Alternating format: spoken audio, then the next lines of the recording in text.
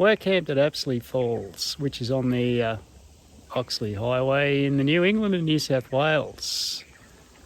The gorge is way below us. The Apsley River's way down there somewhere. Can't actually see the bottom of it from here. This is Apsley Falls, about 20 k's east of Walker. Not much water in there at the moment. Although you would think there would be a lot more because we've had quite a bit of rain. So anyway. There's a lot of Tear Falls, 10 k's down the road. Yeah, there's a lot of water at Tear Falls. Exactly. Which is just down the road. I know. This gorge is really impressive. Fantastic place to camp.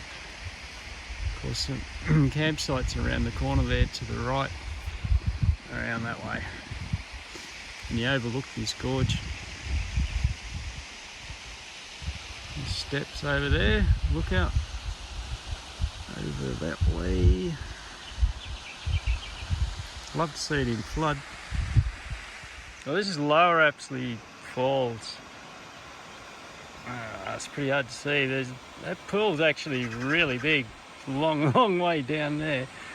And it flows out that way through a extremely narrow gorge.